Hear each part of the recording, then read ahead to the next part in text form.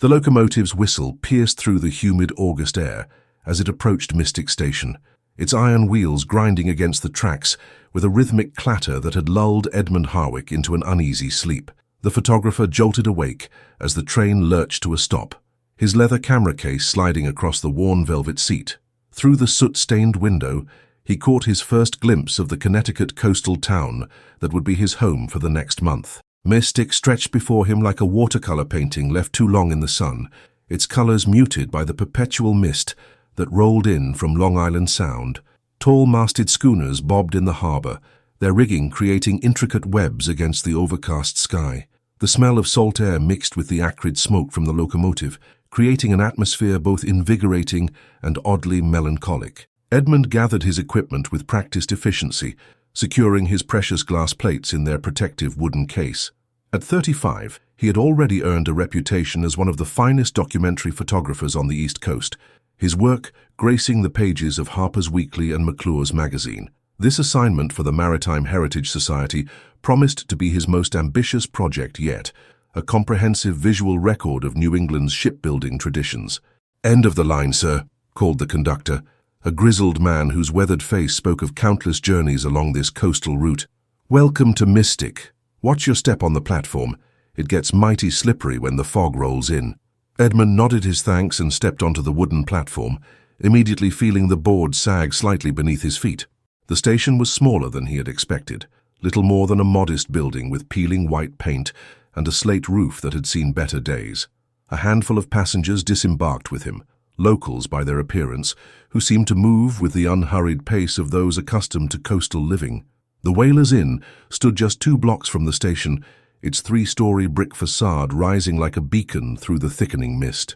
Edmund had chosen it specifically for its proximity to the harbor and its reputation among traveling professionals.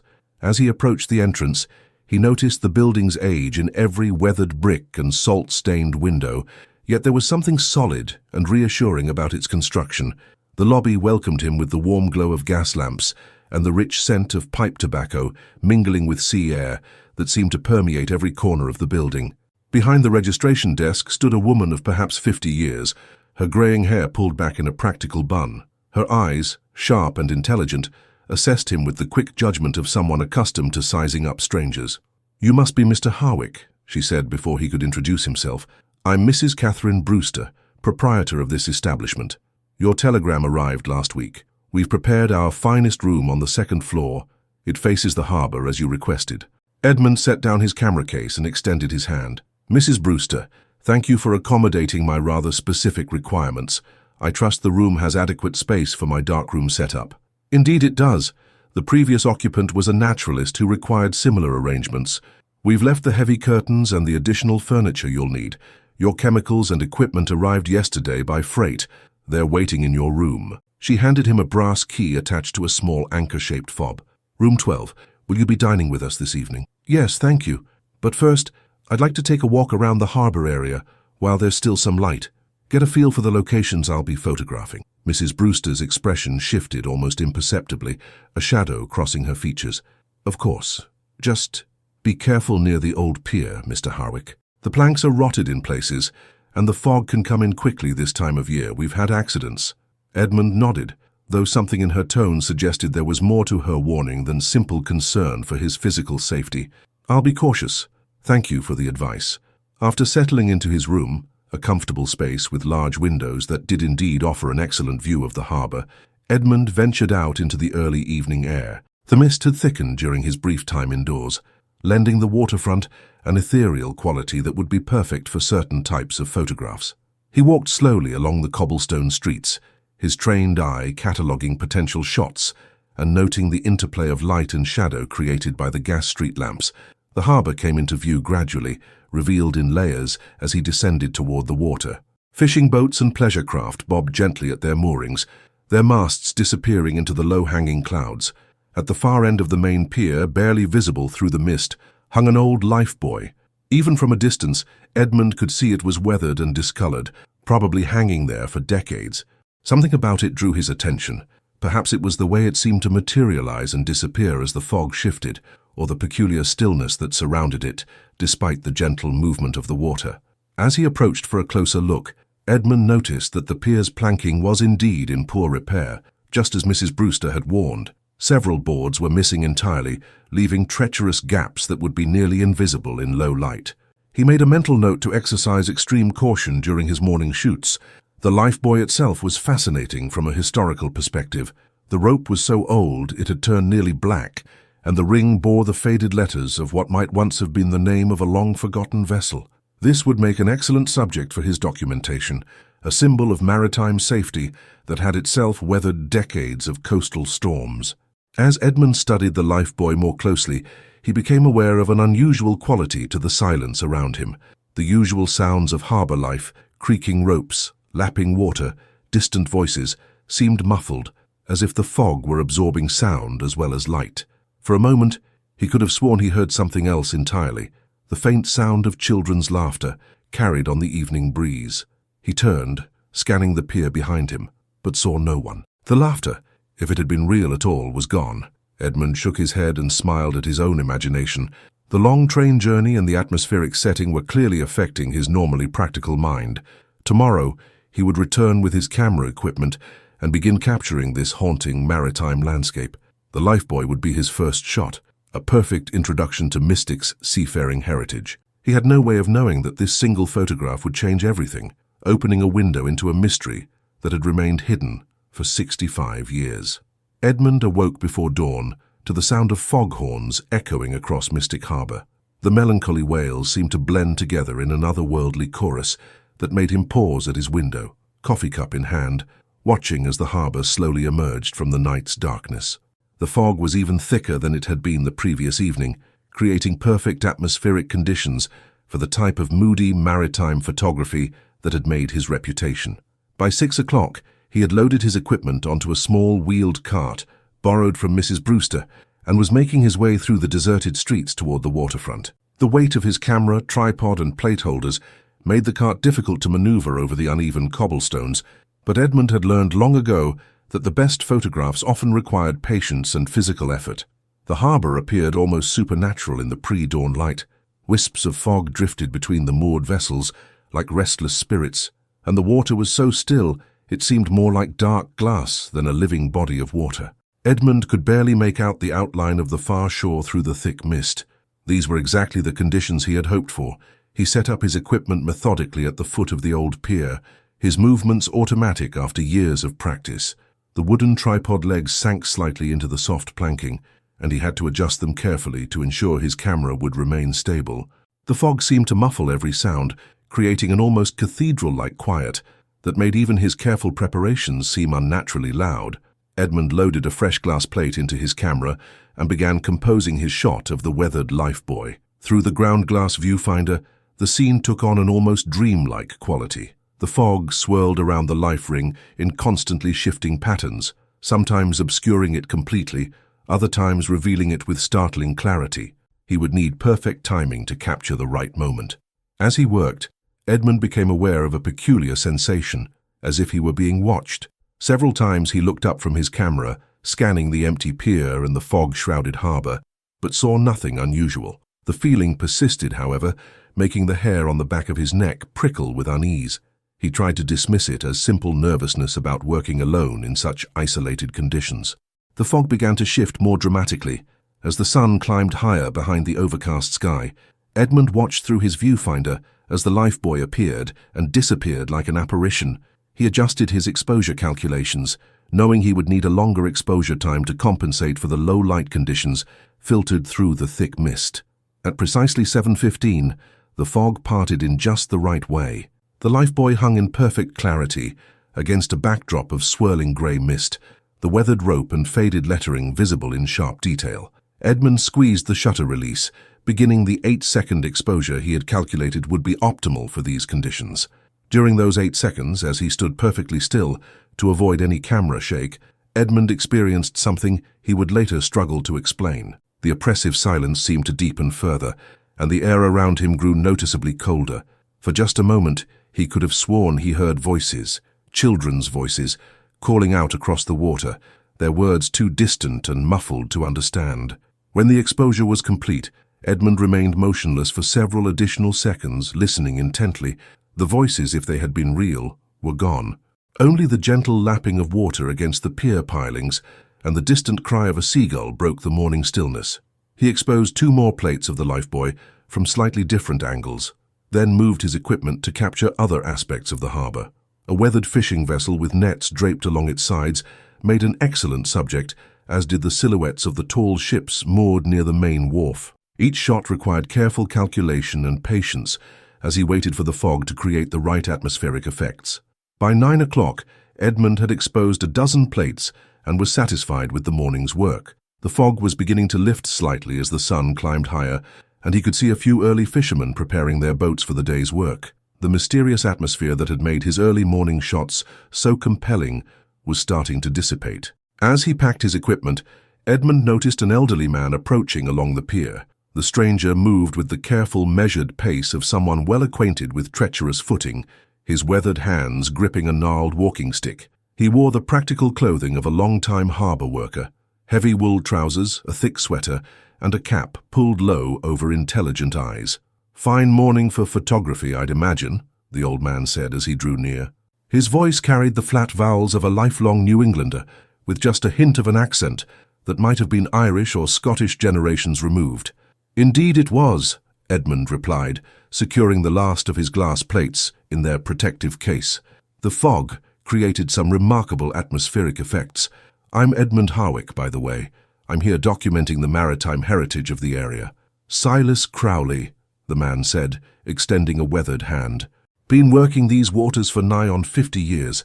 Seen more photographers than I can count come through here, but most don't venture out this early, especially not in fog this thick." Edmund shook the offered hand, noting the strength in the old man's grip, despite his apparent age. "I find the early morning hours often provide the most interesting light. Plus, there's something about the solitude that helps me work." Silas glanced toward the Lifebuoy, his expression growing thoughtful. "That old ring's been hanging there since before I was born. My grandfather used to tell stories about it. Said it came from a ship that went down in a storm back in the 40s. 1847, I think it was." "What kind of stories?"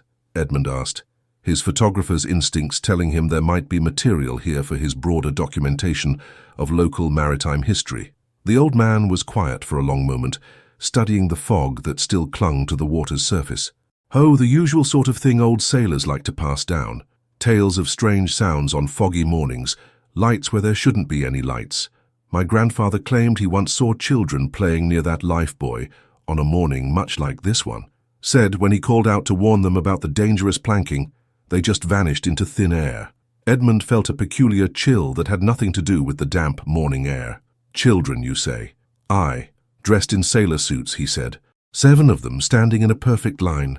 Silas shook his head with a rueful smile. "Of course, my grandfather was known to enjoy his rum a bit too much, if you take my meaning. Probably just the fog playing tricks on an old man's eyes." "Have you ever seen anything unusual yourself?" Silas was quiet again, his gaze fixed on the slowly dissipating mist.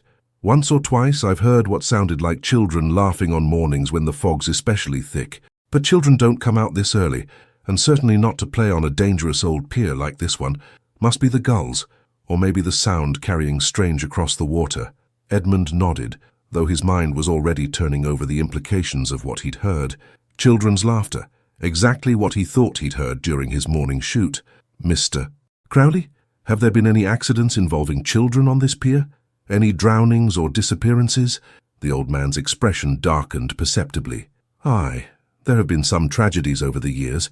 Not recently, mind you, but, well, the harbor's claimed its share of young souls. Most folks prefer not to dwell on such things." Edmund was about to press for more details when Silas suddenly straightened, peering into the fog with narrowed eyes. "Well, I'll be damned," he muttered. "Could have sworn I saw someone out there near the end of the pier, a child by the size." Edmund turned to look but saw nothing except the swirling grey mist. "Where exactly?" "Right by the Lifebuoy. But no, must have been a trick of the light. No child would be out there alone at this hour." Silas shook his head, looking troubled. "This fog can make you see all sorts of things that aren't there. Well, Mr. Harwick, I should be getting on. Got a boat to prep for the morning catch." After the old man departed, Edmund remained on the pier for several more minutes, staring into the fog where Silas had thought he'd seen a child. The mist continued its constant hypnotic dance, revealing and concealing the familiar landmarks of the harbor in an endless cycle. Finally, he gathered his equipment and began the journey back to the Whalers Inn. He had a dozen glass plates to develop, and he was eager to see how his morning's work had turned out. Particularly that first shot of the Lifebuoy. There had been something special about the light and atmosphere at that moment, something that promised to produce an exceptional photograph. He had no idea that when he developed that plate, he would discover he had captured far more than just fog and an old life ring. The image waiting to emerge in his darkroom would change everything he thought he knew about photography, reality, and the thin boundary between the world of the living and the realm of the dead. The afternoon sun had burned away most of the morning fog by the time Edmund returned to the Whalers Inn, but his second-floor room remained dim enough for photographic work thanks to the heavy curtains Mrs. Brewster had mentioned. He had spent the better part of 2 hours arranging his portable darkroom equipment, mixing his chemical baths to precise temperatures, and ensuring that every surface was meticulously clean. The development of glass plate negatives required absolute precision. A single speck of dust or improperly mixed solution could ruin hours of careful work. Edmund had converted the room's small adjoining washroom into his darkroom, hanging thick black cloth over the single window and sealing any gaps that might allow unwanted light to seep in. The red safety lamp cast everything in an eerie crimson glow, transforming the familiar space into something that felt otherworldly. He had grown accustomed to working in these conditions over the years, but something about this particular afternoon felt different, more charged with possibility and unease. He decided to begin with the first plate he had exposed that morning, the shot of the weathered Lifebuoy taken during those perfect few minutes when the fog had parted just so. As he carefully removed the glass plate from its protective holder, Edmund noticed his hands were trembling slightly. He attributed it to caffeine from the strong coffee he had consumed during lunch, but deep down he suspected it was something else entirely, an anticipation that bordered on dread. The development process required Edmund to work in complete darkness initially, feeling his way through the familiar routine by touch alone. He slipped the glass plate into the developer solution, a mixture of pyrogalol and sodium carbonate, that would gradually reveal the latent image captured by the camera's lens. The chemical smell filled the small space, sharp, acrid, and somehow appropriate for the mysterious work of bringing invisible images into the visible world. Edmund began the gentle rocking motion that would ensure even development across the entire plate surface. In the absolute darkness, time seemed to stretch and contract unpredictably. He counted off the seconds in his head, listening to the soft splash of chemicals against glass and the steady tick of his pocket watch. Somewhere in the distance, he could hear the normal sounds of the inn, footsteps in the hallway, muffled conversations, the creak of old wooden boards settling. After 3 minutes of development, Edmund lifted the plate from the solution and transferred it to the stop bath, which would halt the chemical reaction at precisely the right moment. He could feel the familiar excitement building as he prepared to examine his work. Photography was always an act of faith. You could calculate exposures and study light conditions with scientific precision, but you never truly knew what you had captured until this moment of revelation. He turned on the red safety lamp and held the wet plate up to examine the emerging image. At first glance, everything appeared as expected. The Lifebuoy was clearly visible, its weathered surface rendered in beautiful detail against the swirling background of fog. The composition was exactly what he had envisioned, a perfect balance of form and atmosphere that would serve as an excellent opening image for his maritime documentation project. But as Edmund studied the plate more closely, squinting in the dim red light, he began to notice details that made no sense. There appeared to be additional shapes in the image, forms that seemed almost human, but couldn't possibly be there. He had been alone on that pier, completely, utterly alone. Yet the more he stared at the developing image, the more convinced he became that there were figures visible in the photograph. With growing unease, Edmund moved the plate to the fixing bath, which would make the image permanent and allow him to examine it under normal lighting conditions. The fixing process required a full 10 minutes, during which time he found himself unable to concentrate on anything else. He paced the small darkroom space, his mind racing through possible explanations for what he thought he had seen. Perhaps it was a flaw in the glass plate itself, a manufacturing defect that had created shapes that resembled human figures. Or maybe it was contamination in his chemical solutions, though he had mixed them fresh that morning using distilled water. Most likely it was simply his imagination, influenced by Silas Crowley's stories about ghostly children and the peculiar atmosphere of the fog-shrouded harbor. When the fixing was complete, Edmund carefully washed the plate in clean water and prepared to examine it under full illumination. He extinguished the red safety lamp and pulled back a corner of the black cloth covering the window, allowing a shaft of afternoon sunlight to enter the makeshift darkroom. What he saw when he held the wet plate up to the light made his blood run cold. 7 children stood in perfect formation around the weathered Lifebuoy.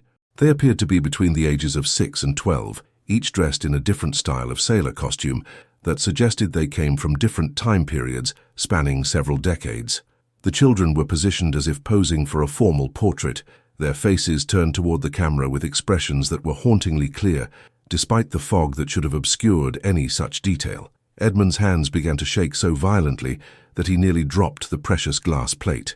He set it carefully on the makeshift table he had constructed and stepped back, his mind struggling to process what he was seeing. This was impossible, completely, utterly impossible. He had been alone on that pier. He was certain of it. There had been no children anywhere in the vicinity during his morning shoot, yet there they were, captured in permanent chemical detail on the glass plate. The image was perfectly exposed and developed, showing no signs of double exposure or any other technical error that might explain the mysterious figures. The children appeared as solid and real as the Lifebuoy itself, their sailor costumes rendered in crisp detail that revealed subtle differences in fabric, cut and style that suggested they came from different eras. The child standing closest to the camera appeared to be a girl of perhaps 10 years old, wearing a sailor dress with a distinctive wide collar that Edmund recognized as a style popular in the 1890s. To her left stood a younger boy in a more elaborate sailor suit with brass buttons, while on her right was an older child whose costume appeared more modern, probably from the first decade of the new century.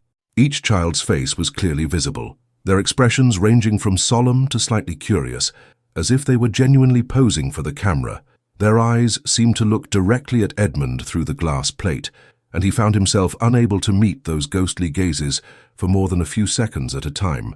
Edmund sank into the single chair he had placed in the darkroom, still staring at the impossible photograph. His rational mind searched desperately for explanations. Could this be some elaborate hoax? Had someone somehow manipulated his equipment or substituted a different plate? But he had been with his camera equipment constantly, and he had loaded this particular plate himself just moments before taking the shot. The more he studied the image, the more details he noticed that defied rational explanation. The fog seemed to swirl around the children in patterns that complemented their positioning, as if the very atmosphere had arranged itself to frame them properly. The lighting on their faces was perfect, illuminating their features with a clarity that should have been impossible given the heavy mist that had surrounded the Lifebuoy that morning. Edmund reached for his magnifying glass and examined each child's face in minute detail. They were not vague, ghostly apparitions that might be dismissed as tricks of light and shadow. These were clearly defined human figures with individual characteristics, expressions, and personalities visible in their faces. The craftsmanship of their sailor costumes was exquisite, suggesting these were not poor children, but youngsters from families of some means. As he continued his examination, Edmund noticed something else that sent a fresh chill down his spine. Several of the children appeared to be wet, their hair clinging to their heads and their clothes showing dark patches that suggested recent immersion in water. Yet they stood calmly in formation, showing no signs of distress or discomfort that one would expect from children who had fallen into the harbor. The implications were becoming impossible to ignore. Edmund was looking at a photograph of 7 children who had not been present when the picture was taken. Children who appeared to be from different time periods, children who showed signs of having been in the water. Combined with Silas Crowley's stories about maritime tragedies and ghostly sightings, a terrible possibility was beginning to take shape in his mind. Edmund carefully set down his magnifying glass and stepped back from the table. He needed to think, needed to process what he had discovered. More importantly, he needed to find out if there were records of children who had drowned in Mystic Harbor, 7 children whose spirits might somehow still be tied to that weathered Lifebuoy hanging at the end of the old pier. But first he had 11 more glass plates to develop, and he found himself both dreading and anticipating what other impossibilities they might reveal. Edmund spent a sleepless night staring at the impossible photograph, which he had carefully mounted and placed on the small writing desk in his room. By the pale light of dawn filtering through his window, the 7 children seemed even more real and disturbing than they had under the red glow of his darkroom lamp. Their eyes followed him as he moved around the room, and their expressions seemed to shift subtly, depending on the angle from which he viewed the image. The remaining 11 plates he had developed the previous evening showed nothing unusual, just the atmospheric harbor scenes he had intended to capture. Only that first shot, taken at the precise moment when the fog had parted around the Lifebuoy, contained the mysterious figures. Edmund had examined each subsequent image with meticulous care, hoping to find some clue that might explain what had happened, but they revealed nothing beyond his intended subjects. By 8 o'clock, Edmund had made a decision. He needed answers, and the only way to find them was through research. If these children were connected to actual drowning incidents in Mystic's history, there would be records, newspaper accounts, official reports, perhaps even cemetery records that might help him identify the mysterious figures in his photograph. Mrs. Brewster was arranging flowers in the lobby when Edmund descended the stairs, the mounted photograph carefully wrapped in brown paper under his arm. She looked up from her work with the welcoming smile he had come to appreciate, but her expression shifted to concern when she noticed his haggard appearance. "My goodness, Mr. Harwick, you look as though you haven't slept a wink.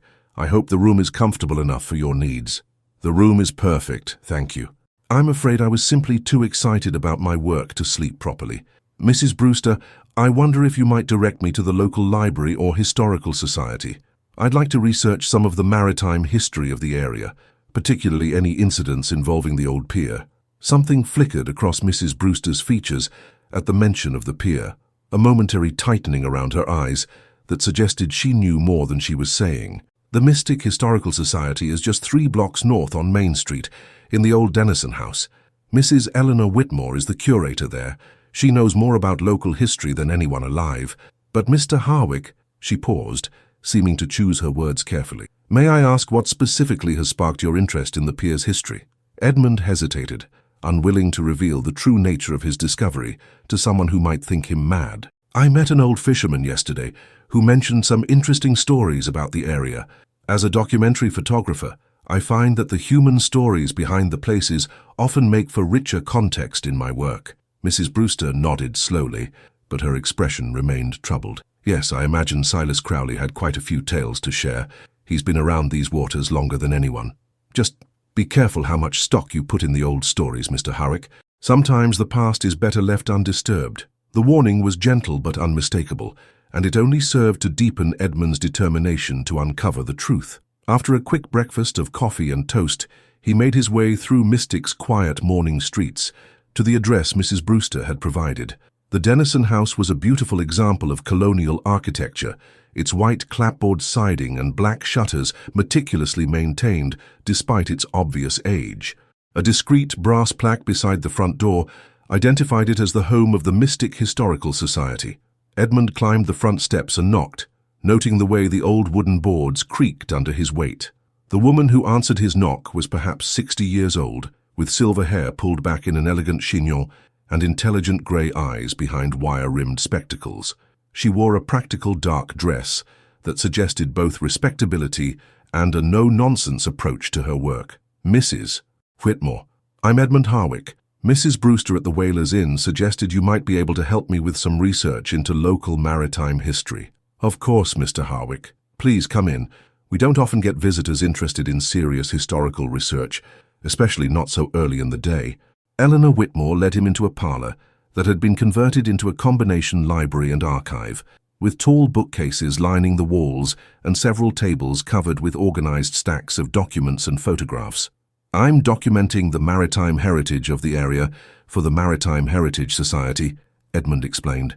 "I'm particularly interested in any records you might have concerning accidents or incidents at the old pier, the one with the weathered Lifebuoy." Mrs. Whitmore's welcoming expression grew noticeably cooler at the mention of the pier. "I see. May I ask what has prompted this specific line of inquiry? Most photographers who visit us are interested in the shipbuilding industry or the whaling fleet." Edmund decided on a carefully edited version of the truth.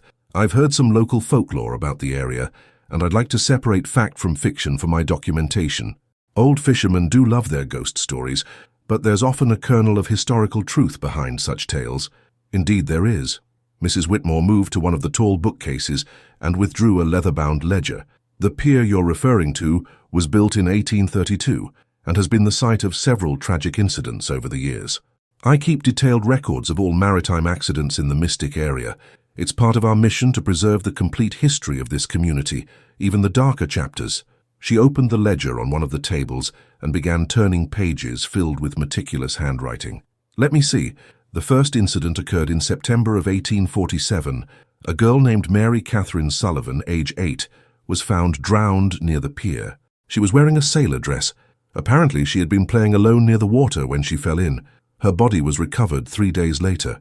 Edmund felt his blood chill as he remembered the youngest girl in his photograph, the one whose sailor dress had looked distinctly Victorian in style.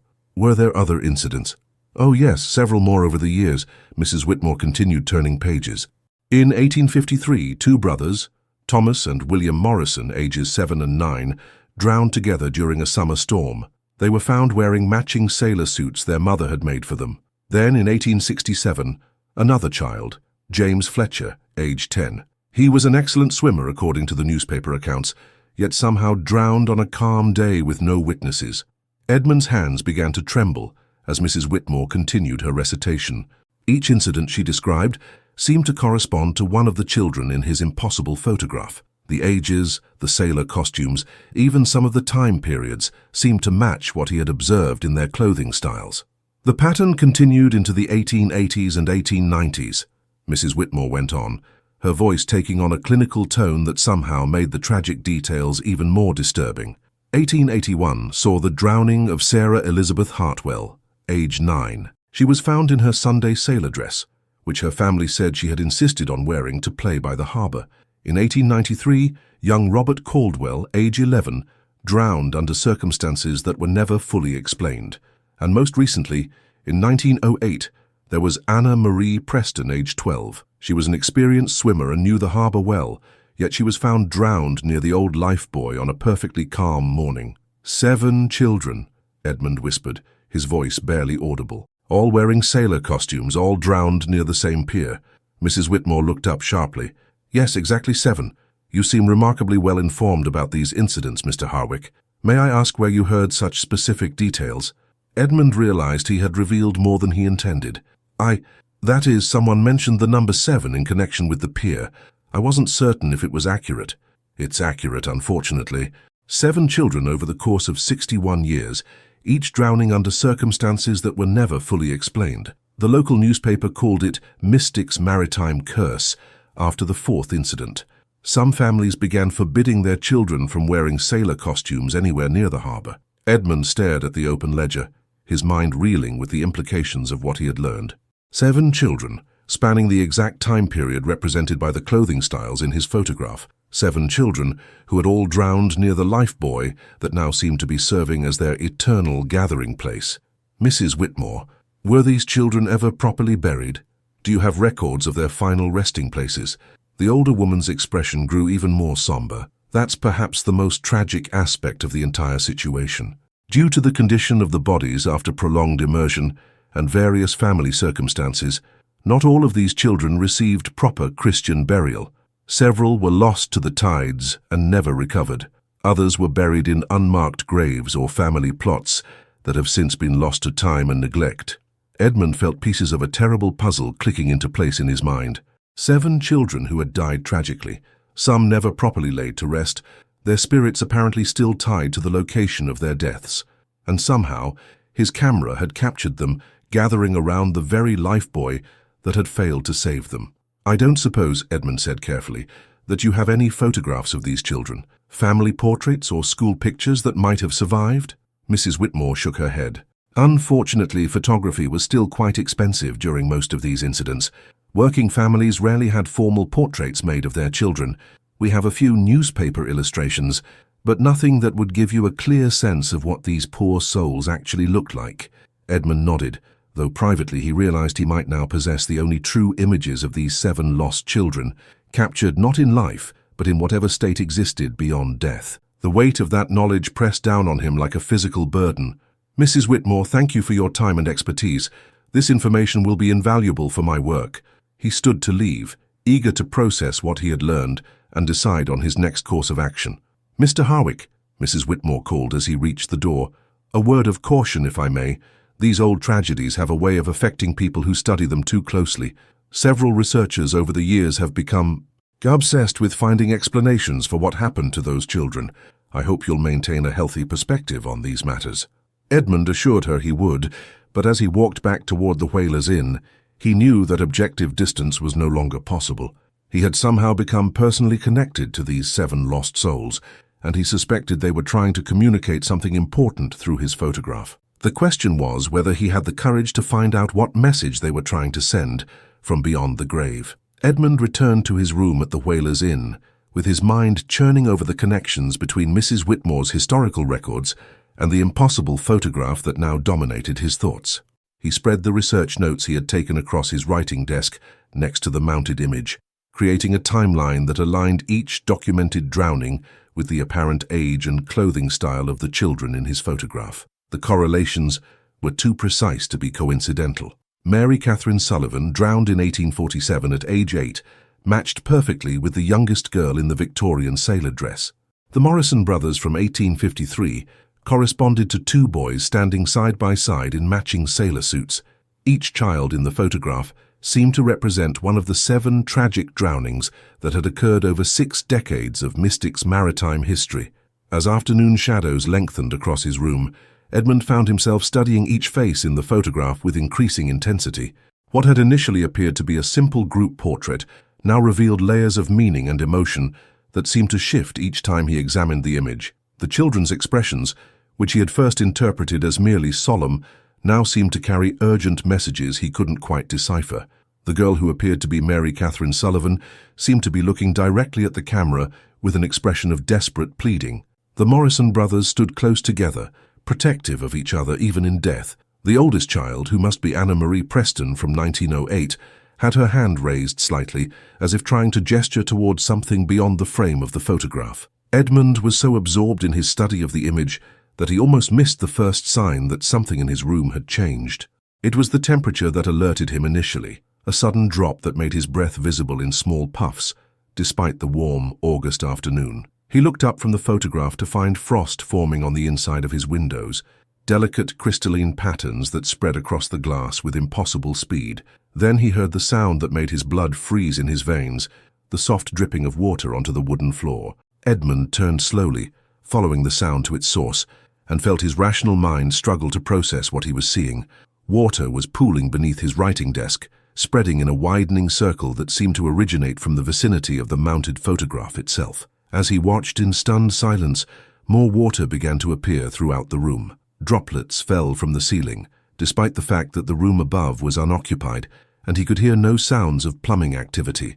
The water was cold, so cold that steam rose from it in the suddenly frigid air, creating ghostly wisps that reminded Edmund uncomfortably of the morning fog around the harbour pier. The smell hit him next, the sharp, briny scent of seawater mixed with something else he didn't want to identify. It was the smell of things too long submerged, of depths where sunlight never penetrated, of secrets the ocean kept locked in its darkest places. Edmund found himself backing toward the door, his photographer's instincts warring with a growing terror that threatened to overwhelm his rational mind. That was when he heard the voices. They came as whispers at first, so faint they might have been dismissed as the wind through the old inn's many cracks and crevices. But as Edmund stood frozen in the center of his increasingly waterlogged room, the whispers grew clearer and more distinct. Children's voices, speaking in the formal cadences of bygone eras, their words overlapping and interweaving like a ghostly chorus. "Please, help us. We cannot rest. The water calls us back. Find the truth. Make them remember." Edmund felt his knees grow weak as the voices became more insistent, more desperate. The water on the floor was now ankle-deep and rising, though he could see no source for the impossible flood. The temperature had dropped so dramatically that ice was beginning to form around the edges of the room, and his breath came in increasingly visible puffs. Through the chaos of supernatural phenomena, one voice began to distinguish itself from the others, clearer, more urgent, belonging to what sounded like an older child. Edmund realized it must be Anna Marie Preston, the 12-year-old who had drowned most recently in 1908. "Mr. Harwick," the voice said, and the fact that it knew his name sent fresh chills down his spine. "You can see us. You can hear us. You must help us find peace." Edmund tried to respond, but found his voice had abandoned him entirely. He could only stand paralyzed as the ghostly manifestations continued around him.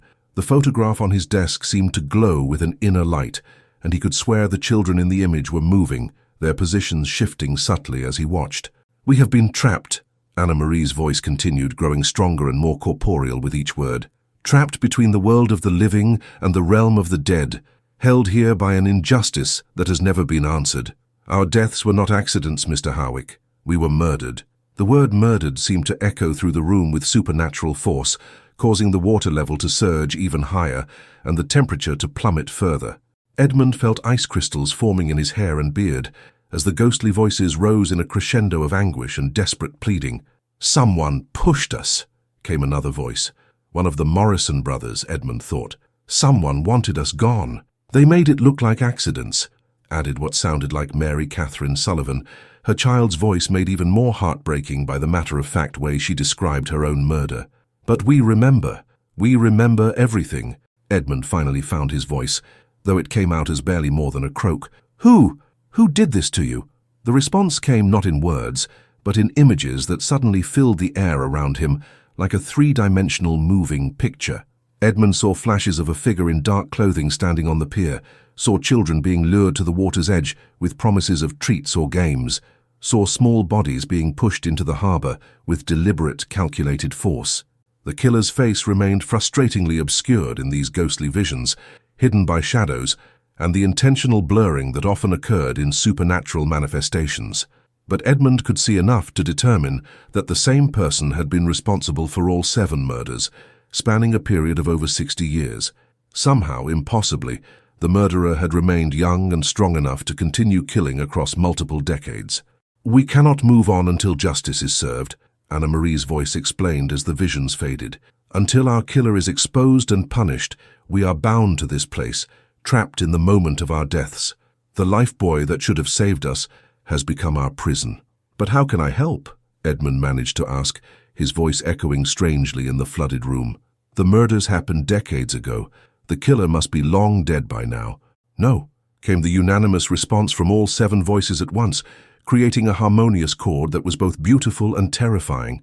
"He still lives, he still kills, and he knows you have seen us." The supernatural manifestations began to fade as suddenly as they had appeared. The water level dropped rapidly, the temperature returned to normal, and the voices grew faint and distant. But before they disappeared entirely, Anna Marie spoke one final warning that chilled Edmund to the bone. "Be careful, Mr. Harwick. He will try to stop you from learning the truth. Trust no one completely, and whatever you do not go to the pier alone after dark. That is when he comes, when he chooses his next victim. And now that you can see us, now that you know our secret, you may become his target as well." As silence returned to the room, Edmund found himself standing in a space that showed no sign of the supernatural deluge that had just occurred. The floors were dry, the windows clear, the temperature normal. Only the lingering scent of seawater and the feeling of ice-cold terror in his veins provided evidence that anything unusual had happened at all. But the photograph remained on his desk, and when Edmund looked at it now, he could see subtle differences in the children's expressions. They looked more hopeful than before, as if the successful communication had given them the first taste of peace they had known in decades. Edmund sank into his chair and tried to process what he had experienced. 7 children, murdered across 6 decades by someone who was somehow still alive and still killing. A supernatural killer who had turned accidental drownings into a perfect cover for serial murder, and who now knew that Edmund possessed evidence of the victim's continued existence. As evening approached outside his window, Edmund realized his life had irrevocably changed. He was no longer simply a photographer documenting maritime history. He had become the earthly advocate for 7 murdered children who could not rest until justice was finally served. The question was whether he would live long enough to fulfill that terrible responsibility. Edmund spent a sleepless night pacing his room, the children's warning echoing in his mind while he tried to formulate a plan of action. If the 7 victims were telling the truth, and after what he had witnessed he had little choice but to believe them, then he was dealing with a killer who had somehow remained active for over 60 years. The implications were staggering and terrifying in equal measure. By dawn, Edmund had reached several conclusions. First, he needed to research the deaths more thoroughly. looking for patterns or connections that might have been missed by investigators who assumed they were dealing with accidental drownings. Second, he had to identify who in Mystic might have been present during the entire span of murders from 1847 to 1908. Most importantly, he needed to do all of this without alerting the killer to his investigation. The challenge was that his options for research were limited. Mrs. Whitmore at the Historical Society had been helpful, but Edmund sensed she might become suspicious if he returned too soon with more specific questions. He needed another source of information, preferably someone who had been in Mystic long enough to remember some of the more recent incidents. After a hasty breakfast, Edmund decided to return to the harbour area, this time focusing on the businesses and establishments that served the fishing community. If anyone would know the old stories and long-time residents, it would be the people who worked the waters every day. The morning was clear and bright, a stark contrast to the fog-shrouded atmosphere of his first morning in Mystic. Edmund could see the old pier clearly from several blocks away, and even in broad daylight it seemed to emanate a sense of foreboding that made him grateful for the sunshine and the presence of other people moving about their daily business. He found what he was looking for at Mackenzie's Maritime Supply, a weathered wooden building that squatted near the main wharf, like a permanent fixture of the harbour landscape. The shop's windows were crowded with fishing equipment, nautical instruments, and the accumulated detritus of decades serving the local maritime community. Inside, the shop smelled of rope and tar, leather and metal polish. Behind the counter stood a man who appeared to be in his 70s, with the deeply weathered face and steady hands of someone who had spent a lifetime working around boats and water. His hair was white as sea foam, but his eyes were sharp and intelligent. "Morning," the shopkeeper said as Edmund entered. "Don't believe I've seen you around here before. You have the look of someone who's not quite used to salt air yet." Edmund smiled, appreciating the man's directness. "You're quite perceptive. I'm Edmund Harwick, a photographer documenting the maritime heritage of the area. I'm staying at the Whalers Inn while I work." "Hamish Mackenzie," the man replied, extending a calloused hand. "This has been my shop for nigh on 40 years, and my father's before that. If you're looking to understand the real history of this place, you've come to the right spot.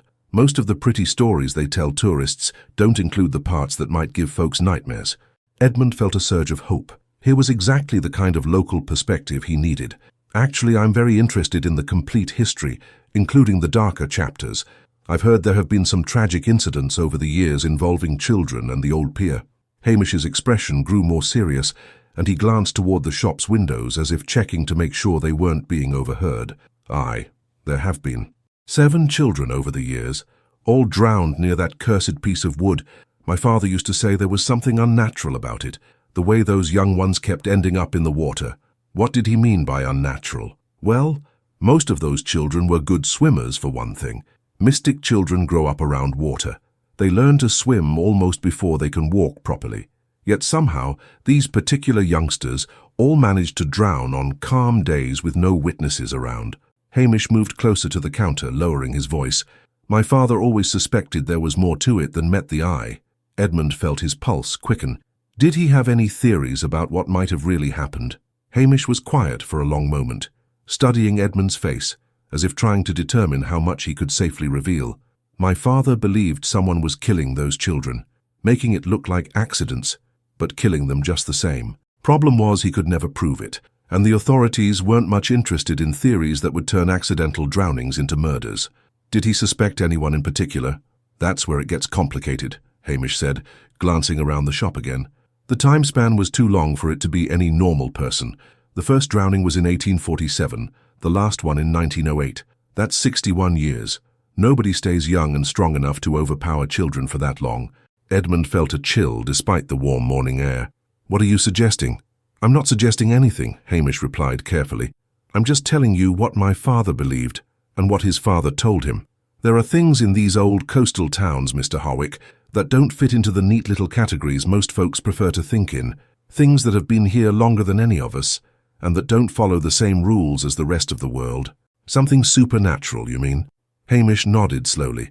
"My grandfather claimed he once saw something near that pier on a night when the fog was particularly thick. Said it looked like a person at first, but moved wrong somehow. Too fluid, like it wasn't quite solid. When he tried to get a closer look, it vanished into the mist." Edmund thought about the ghostly visions the children had shown him, the shadowy figure whose face remained frustratingly obscured. "Did your grandfather describe this person in any detail?" "Only that it seemed to be wearing dark clothing and moved with a purpose, like it was hunting for something or someone." Hamish paused, studying Edmund's reaction. "You're taking this awfully seriously for someone who just arrived in town. Most visitors prefer the romantic stories about brave sea captains and noble fishermen." Edmund realized he needed to be more careful about revealing his level of interest. "I find that the darker stories often provide better context for understanding a community's relationship with the sea. Fear and tragedy are as much a part of maritime life as adventure and commerce." "True enough," Hamish agreed. "But I'd be careful how deep you dig into this particular mystery, Mr. Harwick. Some folks in town don't like it when outsiders start asking too many questions about the old tragedies. They prefer to let sleeping dogs lie, if you catch my meaning. Anyone in particular I should be wary of?" Hamish's expression grew even more guarded. "Let's just say that there are people in Mystic who have been here a very long time, longer than seems natural for folks their apparent age. People who get nervous when strangers start poking around in old records and asking about things that happened before they should have been born." Edmund felt another piece of the puzzle clicking into place. If the killer was somehow not aging normally, that would explain how the murders could have continued across such an extended time period. But it also suggested he was dealing with something far more dangerous than a human murderer.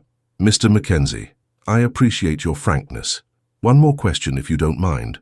Are there any records of other unusual incidents in the area? Things that might not have made it into the official historical documents?" "Plenty of them," Hamish replied. "Fishermen who go out in good weather and never come back, despite being found floating near shore with no signs of what killed them. Boats discovered drifting empty with no explanation of what happened to their crews. Strange lights seen moving under the water on moonless nights. This harbour has more secrets than it has fish, Mr. Harwick." As Edmund prepared to leave the shop, Hamish called him back with one final warning. "If you're planning to spend much time around that old pier, especially in the evening hours, I'd suggest you don't go alone. And if you see anyone else out there after dark, particularly if they seem to be moving in that strange, fluid way my grandfather described, don't try to investigate. Just get yourself back to well-lit areas where there are other people around." Edmund thanked the shopkeeper and stepped back out into the bright morning sunshine, but the warmth did little to dispel the chill that had settled in his bones. Everything he was learning pointed to the same terrifying conclusion. The 7 children had been murdered by something that wasn't entirely human, something that had been killing in Mystic Harbour for over 60 years and was apparently still active. As he walked back toward the Whalers Inn, Edmund became acutely aware of being watched. Several times he turned around, scanning the street behind him, but saw nothing unusual. Still, the feeling persisted, making the hair on the back of his neck prickle with unease. He was beginning to understand that his investigation had moved beyond the realm of historical research. He was now hunting a supernatural killer who almost certainly knew about his involvement and might already be planning to add one more accidental drowning to the tragic history of Mystic Harbour. The question was whether Edmund could uncover the truth and help the 7 children find justice before he became the killer's next victim. Edmund's feeling of being observed intensified throughout the day as he moved around Mystic, conducting what he hoped appeared to be routine research for his maritime documentation project. He visited the shipyard, photographed several historic vessels, and engaged in casual conversations with dock workers and boat captains. But beneath the surface of these normal activities, he was actually gathering intelligence about long-term residents and looking for patterns that might help him identify the supernatural killer. What he discovered was deeply unsettling. Several people he spoke with mentioned individuals who had been fixtures in the Mystic community for as long as anyone could remember, yet who appeared remarkably well preserved for their supposed ages. When Edmund pressed for specific details about how long these people had been around, the responses became vague and inconsistent, as if the townspeople's memories became fuzzy when they tried to recall exactly when they had first encountered certain residents. 3 names came up repeatedly in these conversations: Dr. Cornelius Blackwood, who ran a small medical practice near the harbour and had allegedly been treating Mystic families for over 50 years, despite appearing to be no more than 45 years old. Miss Prudence Ashford, the librarian at the town's small public library, who was said to have held her position since the 1870s, yet looked like a woman in her 30s. And most disturbing of all, Ezra Whitlock, a man who worked odd jobs around the harbour and was described by multiple people as having been around forever, despite his youthful appearance. As evening approached, Edmund returned to the Whalers Inn with his mind churning over these revelations. If one of these three individuals was indeed the supernatural killer responsible for the 7 children's deaths, he needed to find a way to investigate them without arousing suspicion. The children's warning about not going to the pier alone after dark suggested that the killer was most active during nighttime hours, probably using the cover of darkness and fog to approach potential victims. Mrs. Brewster was arranging the evening's menu in the dining room when Edmund entered the inn. She looked up with her usual welcoming smile, but Edmund thought he detected something different in her expression, a wariness that hadn't been there before. "Good evening, Mr. Harwick. I trust you had a productive day with your photography." "Yes, thank you. The harbour area provides excellent subject matter for maritime documentation." Edmund paused, then decided to test the waters. "I've been speaking with some of the local residents about the history of the area. Fascinating how some people seem to have been part of the community for so many decades. Dr. Blackwood, for instance, I'm told he's been practicing medicine here since the Civil War era." Mrs. Brewster's smile faltered slightly. "Dr. Blackwood is indeed a valued member of our community. His family has served Mystic for generations. Perhaps that's why people think of him as having been here longer than he actually has." The explanation sounded rehearsed, as if Mrs. Brewster had given it many times before. Edmund filed that observation away and tried a different approach. "I also heard mention of Miss Ashford at the library. She must have an impressive knowledge of local history." "Miss Ashford is very dedicated to her work," Mrs. Brewster replied, but her tone had grown noticeably cooler. "Mr. Harwick, if I may offer a suggestion, you might find your photographic work more rewarding if you focus on the positive aspects of Mystic's heritage rather than dwelling on old mysteries and tragic stories. Our community has worked hard to move beyond the darker chapters of our past." Edmund nodded politely, but the message was clear. He was asking too many questions about things the townspeople preferred to keep buried. That only strengthened his conviction that he was on the right track. After dinner, Edmund retired to his room and began organizing his research notes. He spread Mrs. Whitmore's information about the 7 drownings across his desk, alongside the details he had gathered about the 3 suspiciously ageless residents. As he studied the timeline, patterns began to emerge that made his blood run cold. Dr. Blackwood had allegedly begun practicing in Mystic in 1845, just 2 years before the first drowning. Miss Ashford was said to have started her library position in 1872, during the period when the drownings were becoming a recognized pattern, and Ezra Whitlock's presence in the community seemed to stretch back even further, though no one could provide specific dates for when he had first arrived. Edmund was so absorbed in his analysis that he almost missed the first sign that something unusual was happening outside his window. It was a change in the quality of light that caught his attention, a subtle shift from the warm glow of gas street lamps to something colder and more diffuse. When he looked up from his papers, he saw that fog was rolling in from the harbour with unnatural speed, transforming the previously clear evening into something that resembled his first morning in Mystic. Within minutes, the fog had become so thick that Edmund could barely see the street below his window. The gas lamps appeared as dim, ghostly orbs floating in an ocean of grey mist, and the normal sounds of evening activity in the town were muffled to near silence. That was when he saw the figure. It emerged from the fog like a manifestation of the mist itself, moving along the street below with the fluid, unnatural gait that Hamish Mackenzie's grandfather had described.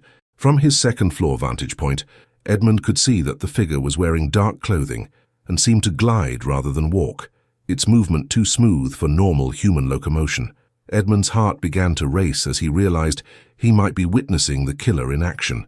The figure was moving purposefully toward the harbour area, and given the children's warnings about nighttime activities near the pier, Edmund suspected he was about to witness an attempt to claim another victim. But as he watched, the figure suddenly stopped directly below his window and turned to look up at the inn. Edmund jerked back from the glass, his heart hammering against his ribs, but not before he caught a glimpse of what passed for the thing's face. It was pale and indistinct, as if partially formed from the fog itself, with features that seemed to shift and blur even as he looked at them. Most terrifying of all, the creature appeared to be smiling. Edmund forced himself to approach the window again, but the figure was gone, vanished back into the fog as suddenly as it had appeared. The street below showed no sign that anything had been there, no footprints or disturbances in the mist to indicate the passage of a physical being. But Edmund knew what he had seen, and more importantly, he knew that the killer was aware of his presence and his investigation. The creature had deliberately revealed itself, perhaps as a warning or a challenge. Either way, the stakes of his research had just escalated dramatically. As if summoned by his thoughts, the familiar chill began to fill his room, and Edmund heard the sound of dripping water that announced the arrival of his ghostly contacts. The 7 children materialized more quickly this time, their forms becoming visible as translucent figures standing around his desk. "It knows," Anna Marie Preston said without preamble, her young face grave with concern. "The creature that killed us is aware of your investigation. You are in terrible danger, Mr. Harwick." "I saw it," Edmund replied, his voice steadier than he felt. "It was outside the inn just now, moving through the fog. What exactly is it? Some kind of spirit like yourselves?" "No," replied the boy, who must be James Fletcher, his voice carrying the formal cadence of the 1860s. "We are the spirits of the dead, bound to this place by injustice. That thing is something else entirely, something that should not exist in your world at all." Mary Catherine Sullivan stepped forward, her small form radiating an intensity that was heartbreaking in one so young. "It feeds on death, particularly the death of children. Our murders were not crimes of passion or madness. They were feeding rituals that have kept the creature strong and sustained it across decades of existence in your realm." Edmund felt sick as the implications sank in. "You're saying it's some kind of supernatural predator that uses child murder to maintain its presence in our world?" "Exactly," Anna Marie confirmed. "And now that you can see us, now that you know the truth about our deaths, you represent a threat to its continued existence. It will try to eliminate you before you can expose what it has done." "But why children?" Edmund asked. "Why specifically children in sailor costumes?" Thomas Morrison, one of the drowned brothers from 1853, answered with a voice full of ancient sadness. "The sailor costumes are symbols of innocence and hope, children dressed as brave seafarers, ready to face the adventures of life. The creature finds particular sustenance in destroying that innocence, in turning symbols of maritime courage into instruments of terror and death." "We have been trying to warn you," added Robert Caldwell, the boy who had drowned in 1893. "The creature chooses its feeding times carefully, usually when fog provides cover and when potential victims are isolated. But it is growing bolder now, more desperate. It knows you can communicate with us, and it fears what we might reveal." Edmund looked at each of the 7 children, seeing in their translucent faces the weight of decades spent trapped between life and death. "What can I do? How can I help you find justice and stop this thing from killing again?" "You must identify which of the townspeople is serving as the creature's host," Anna Marie explained. "It cannot maintain physical form in your world without inhabiting a human body, but the possession process allows it to preserve that body far beyond normal human lifespan. The host may not even be fully aware of what they have become." Sarah Elizabeth Hartwell, the girl who had died in 1881, added her voice to the council. "Look for someone who has been in Mystic during all of our deaths, someone whose age does not match their appearance, someone who has access to the harbor area during the times when children might be present alone." Edmund thought about the 3 names that had come up repeatedly in his research: Dr. Blackwood, Miss Ashford, and Ezra Whitlock. All 3 fit the criteria the children had described, but he needed more information to determine which one was the creature's host. "Once I identify the host, how do I stop it?"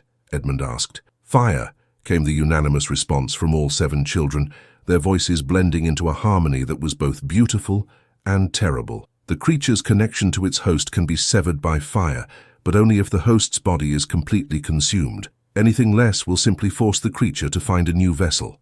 As the ghostly children began to fade, Anna Marie offered one final warning. "Be very careful who you trust, Mr.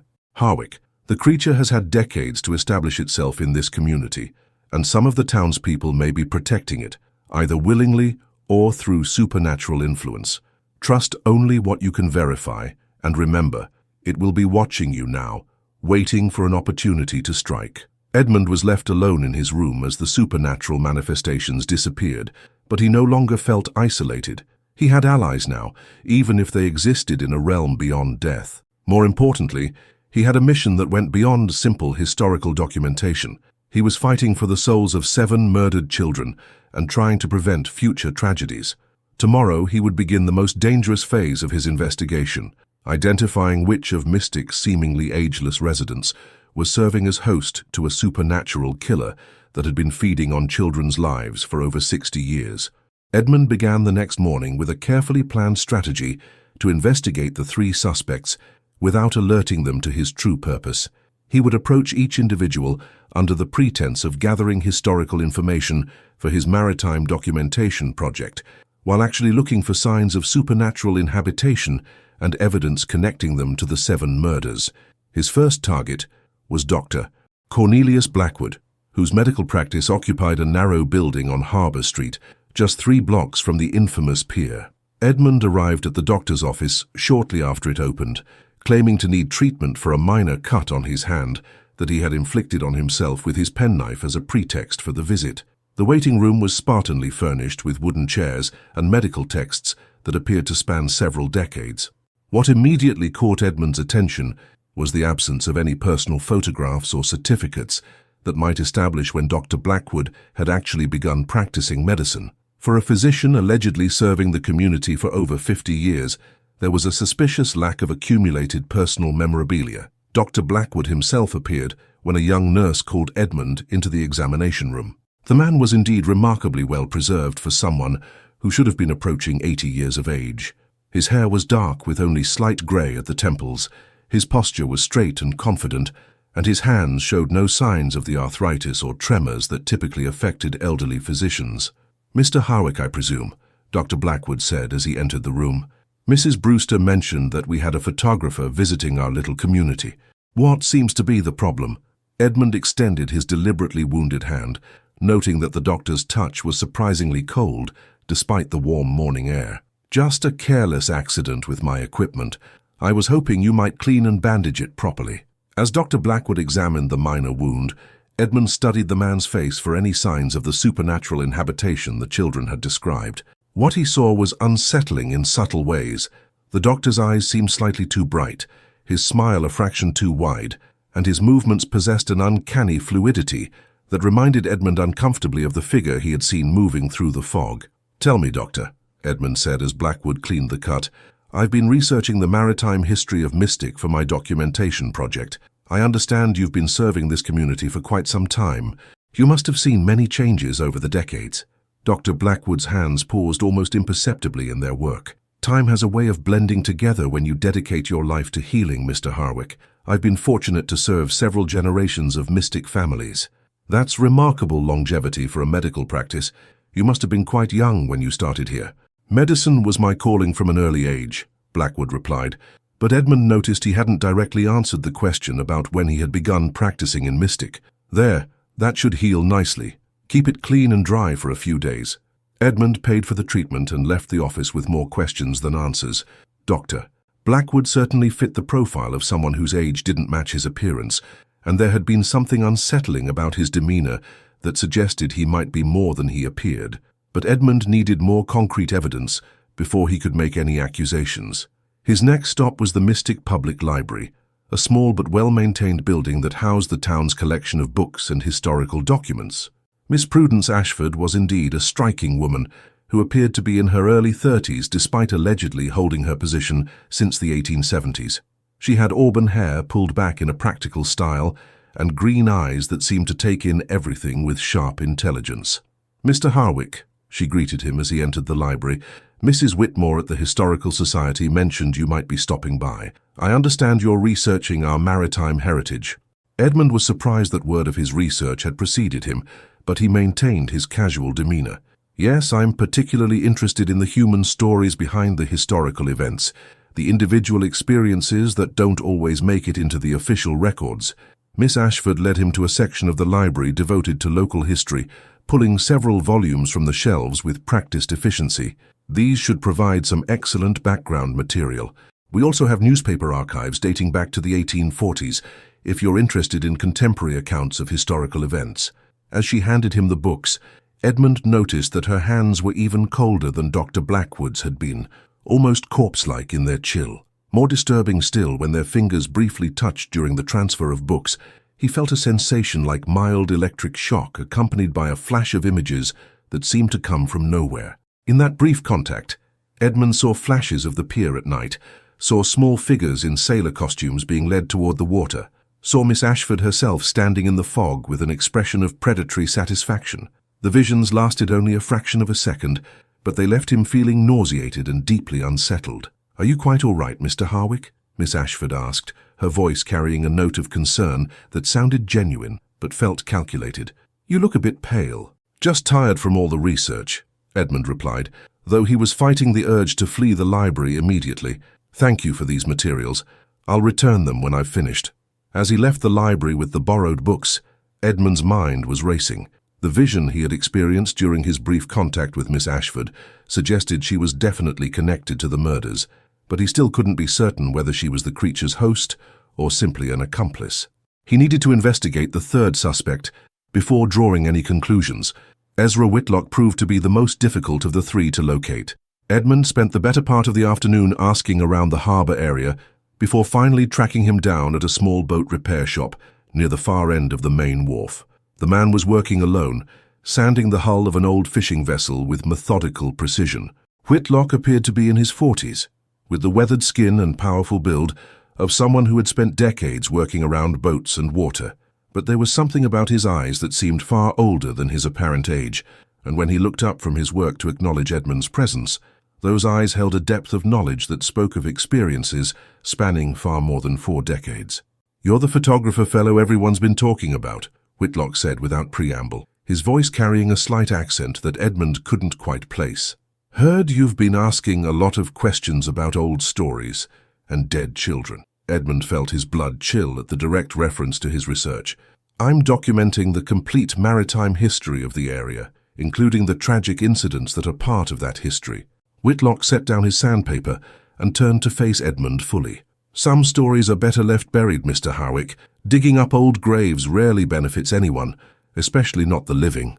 I find that understanding the past helps us make sense of the present," Edmund replied, trying to keep his voice steady despite the growing sense of menace emanating from the boat repair shop. "The present is what matters," Whitlock said, taking a step closer. "The past is dead and gone, and the dead should stay dead. Wouldn't you agree?" Edmund backed toward the shop's exit, every instinct screaming that he was in immediate danger. "I should let you get back to your work. Thank you for your time." But as he turned to leave, Whitlock's voice followed him with a tone that carried unmistakable threat. "Careful around the harbour after dark, Mr. Harwick. Accidents happen so easily when the fog rolls in. Especially to folks who don't know when to mind their own business." Edmund hurried away from the boat repair shop, with his heart pounding, certain now that at least one of the 3 suspects was aware of his true purpose in Mystic. The direct threats suggested that the supernatural killer was growing desperate and might abandon its usual cautious approach in favor of immediate action to eliminate the threat Edmund represented.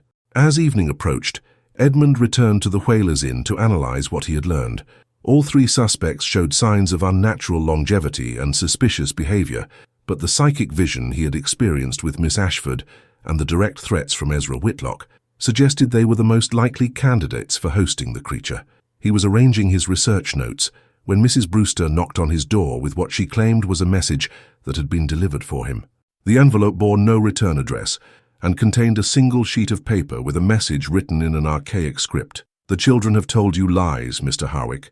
Meet me at the pier at midnight if you wish to learn the truth about what happened to them. Come alone or learn nothing at all. A friend." Edmund stared at the message, knowing it was almost certainly a trap, but also recognizing that it might be his only opportunity to confront the killer directly.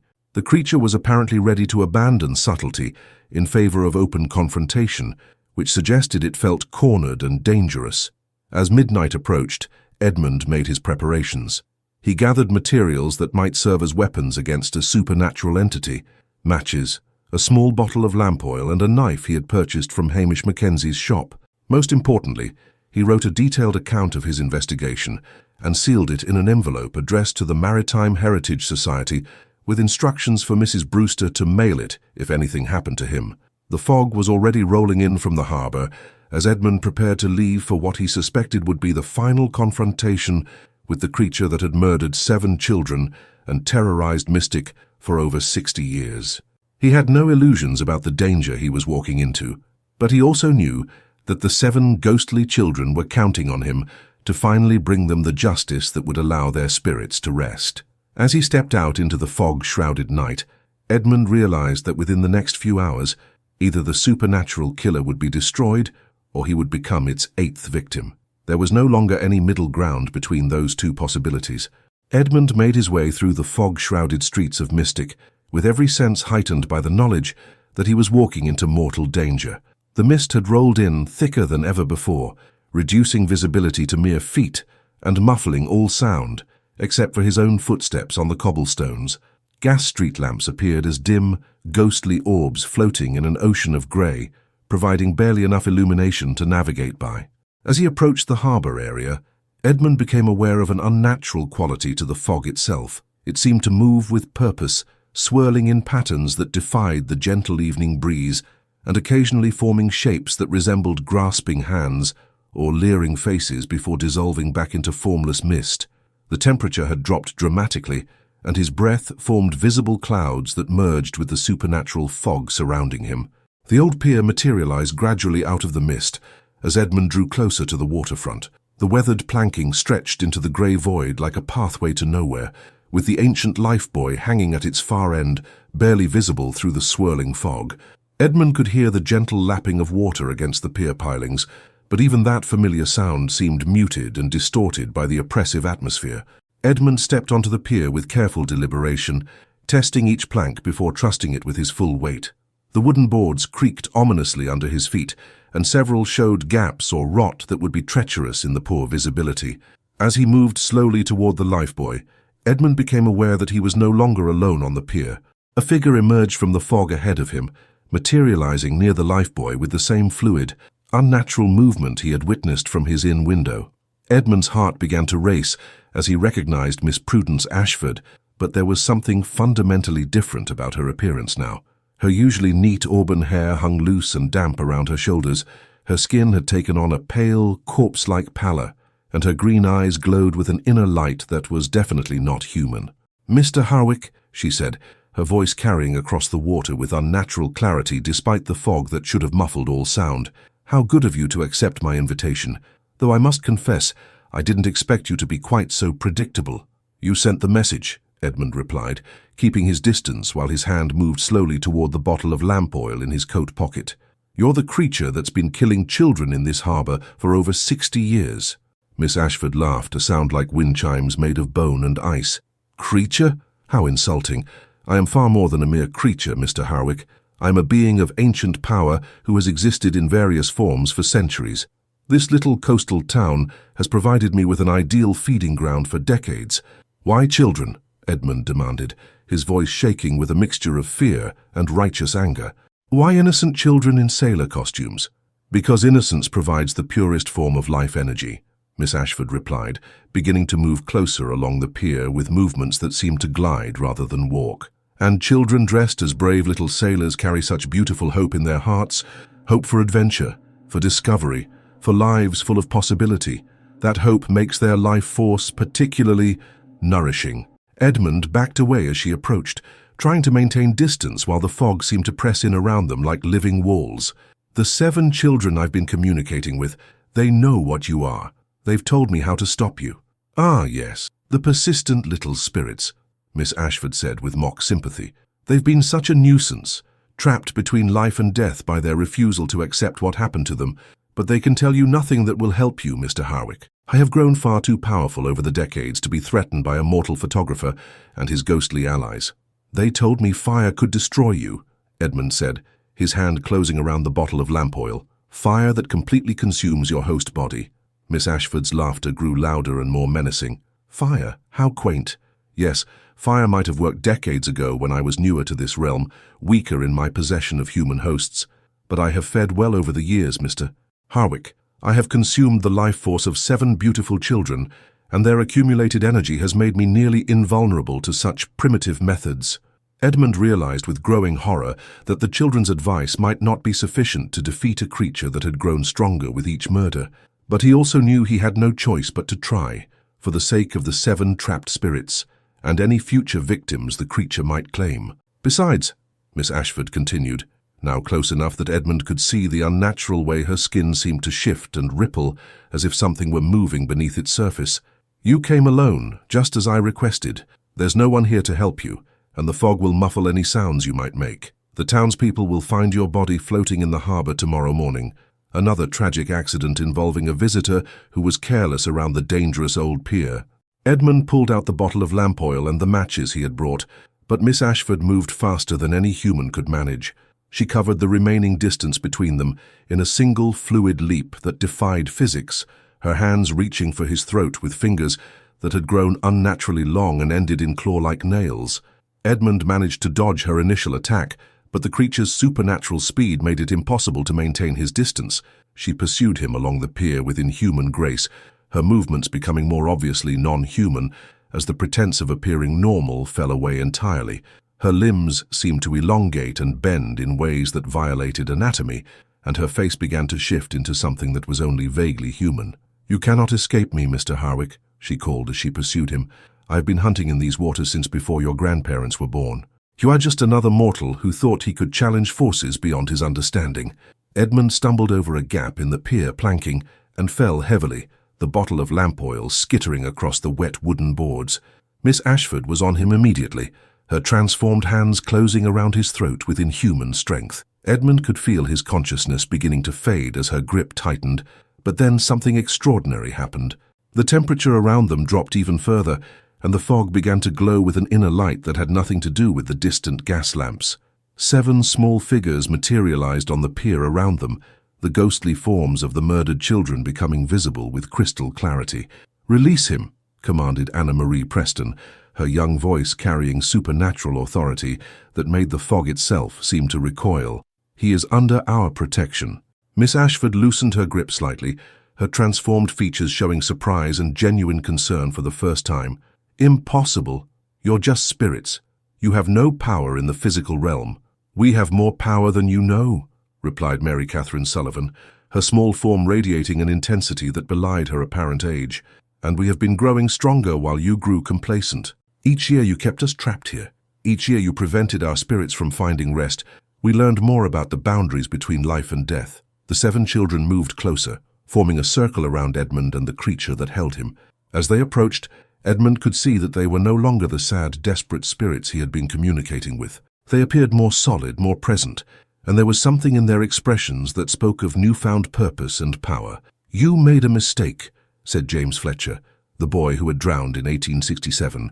"You should have allowed our spirits to pass on after you murdered us. By keeping us trapped here to prevent us from revealing your crimes, you gave us decades to learn how to manifest in your realm." Miss Ashford's grip on Edmund's throat tightened again as she realized the implications of what the children were saying. "You're still just ghosts. You cannot harm me." "Can't we?" asked Thomas Morrison, and suddenly the fog around them began to move with deliberate purpose. It swirled and condensed, forming tentacles of supernatural mist that reached for the creature with obvious intent. Edmund felt Miss Ashford's attention shift away from him as she found herself grappling with manifestations of the very children she had murdered. The ghostly fog tentacles wrapped around her limbs, and where they touched her stolen human form, the flesh began to smoke and burn, as if the spirits carried some form of purifying fire within their essence. Edmund managed to break free from her weakened grip and scrambled across the pier to retrieve his fallen bottle of lamp oil. Behind him he could hear Miss Ashford screaming as the 7 children pressed their attack, their combined spiritual energy proving far more effective against the creature than any physical weapon could have been. "Now, Mr. Harwick," Anna Marie called out. "While we hold her, the fire will work now that we've weakened her connection to the host body." Edmund didn't hesitate. He smashed the bottle of lamp oil against Miss Ashford's struggling form and struck a match, touching the flame to the spreading oil. The effect was immediate and spectacular. The creature's stolen body erupted in supernatural fire that burned with colors no earthly flame should possess. Miss Ashford's screams reached an inhuman pitch as the fire consumed not just her physical form, but the supernatural essence that had inhabited it for decades. The flames seemed to burn away layers of illusion and possession, revealing glimpses of the ancient alien entity that had been masquerading as a human librarian. As the fire completed its work, the fog began to lift, and the temperature returned to normal. The 7 children stood watching as their murderer was finally destroyed, their ghostly forms beginning to glow with a peaceful light that had been absent from them for over 60 years. "It is finished," Anna Marie said, her voice filled with relief and gratitude. "We can finally rest." One by one, the children turned to Edmund with expressions of profound thankfulness. "You have given us justice," said Mary Catherine Sullivan. "You have freed our spirits and prevented future murders. We will never forget what you have done for us." As dawn began to break over Mystic Harbor, the 7 children faded into the morning light, their spirits finally free to move on to whatever realm awaited them beyond death. Edmund stood alone on the pier, exhausted but triumphant, knowing that he had helped 7 innocent souls find the peace that had been denied to them for decades. The supernatural threat that had haunted Mystic for over 60 years was finally ended, and the harbor would never again echo with the screams of murdered children or the inhuman laughter of their killer. The morning sun cast long shadows across Mystic Harbor as Edmund made his way back to the Whalers Inn, his clothes still reeking of lamp oil and supernatural fire. The fog had completely dissipated with the creature's destruction, leaving behind a crystal-clear dawn that seemed to symbolize the lifting of a curse that had plagued the community for over 6 decades. For the first time since his arrival in Mystic, Edmund felt he could breathe freely without the oppressive weight of supernatural menace pressing down on the town. Mrs. Brewster was arranging flowers in the lobby when Edmund entered, and her reaction to his appearance told him immediately that the night's events had not gone unnoticed by the town's residents. Instead of her usual welcoming smile, she regarded him with a mixture of relief and profound gratitude that suggested she had known far more about Mystic's dark secret than she had ever admitted. "Mr. Harwick," she said softly, setting down her flowers and approaching him with obvious emotion. "We felt it when she was destroyed. The whole town felt it, like a weight we didn't even realize we were carrying suddenly lifted from our shoulders." Edmund sank into one of the lobby's comfortable chairs, exhaustion finally catching up with him now that the immediate danger had passed. "You knew what she was. You all knew, didn't you?"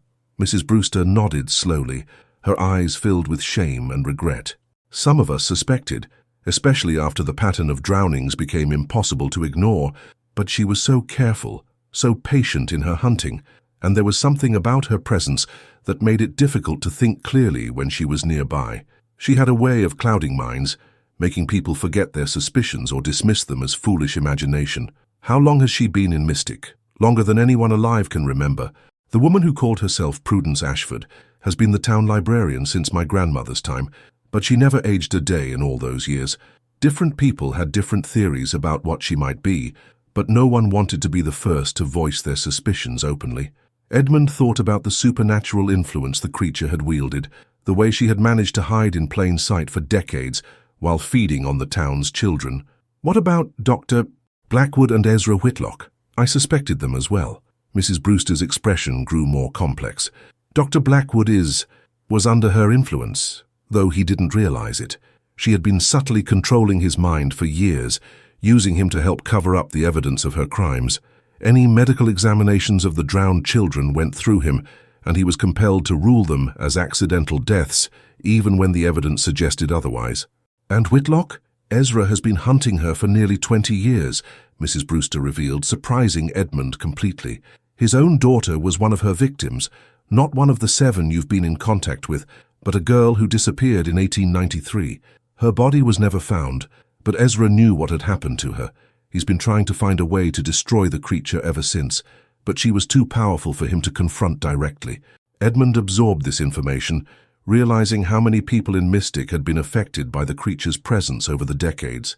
Entire families had lived under the shadow of her influence, unable to speak openly about their suspicions, but never able to forget the children who had disappeared into the harbor's dark waters. Why didn't anyone try to get help from outside the town? Contact authorities in Hartford or Boston. She made sure that any attempts to involve outsiders ended in failure, Mrs. Brewster explained. Letters went missing, telegraph messages were never sent, and the few officials who did visit Mystic somehow came away convinced that the drownings were indeed tragic accidents. Her supernatural influence extended beyond just the townspeople. Edmund thought about his own investigation and how close he had come to becoming another victim. What made the difference this time? Why was I able to succeed where others had failed? Mrs. Brewster smiled for the first time since he had entered the lobby. "The photograph, Mr. Harwick, that impossible photograph you captured changed everything. For the first time in over 60 years, there was proof that the drowned children still existed in some form, that their spirits were trapped and trying to communicate. The creature's power depended on secrecy and isolation, but your photograph provided evidence that could not be dismissed or forgotten." Edmund nodded, understanding now why the 7 children had been able to manifest so powerfully during the final confrontation. His photographic evidence had somehow strengthened their connection to the physical world, giving them the ability to intervene directly in the struggle between Edmund and their murderer. "What happens now?" Edmund asked. "How does a town recover from something like this?" "Slowly," Mrs. Brewster replied. "But already people are talking more freely about things they've kept bottled up for years.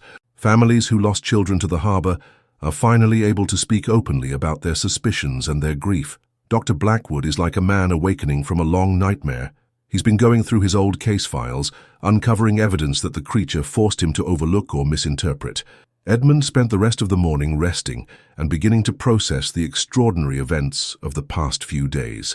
By afternoon, he felt ready to venture out into Mystic again, curious to see how the town was adapting to its newfound freedom from supernatural influence.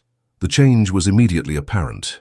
People moved differently, more freely, without the unconscious wariness that had characterized their behavior during Edmund's first days in town. Conversations were livelier, children played more openly near the harbor area, and there was a general sense of relief that seemed to permeate every aspect of daily life. Edmund visited Hamish Mackenzie's maritime supply shop and found the old sailor in an unusually talkative mood. "Strange thing," Mackenzie said as Edmund entered.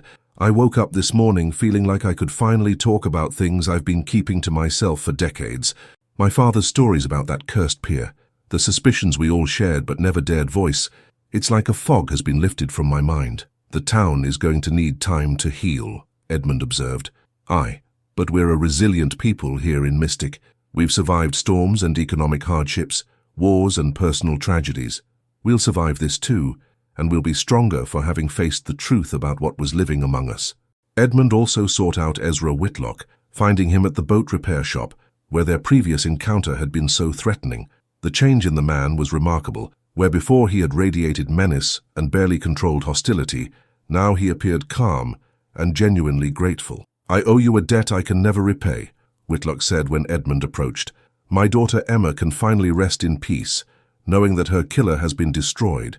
I've spent 20 years trying to find a way to avenge her death, but I was never strong enough to face that creature alone. You tried to warn me away from the investigation," Edmund recalled. "I was terrified that she would kill you like she killed Emma, like she killed all the others. I thought if I could frighten you into leaving Mystic, you might survive. I never imagined that an outsider with a camera could succeed where the rest of us had failed for so many years." Edmund spent his final evening in Mystic, walking the harbor area, noting how different it felt now that the supernatural menace had been eliminated.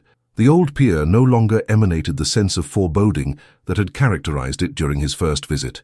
Even the weathered Lifebuoy seemed less ominous, transformed from a symbol of failed salvation into simply an old piece of maritime equipment with an interesting history.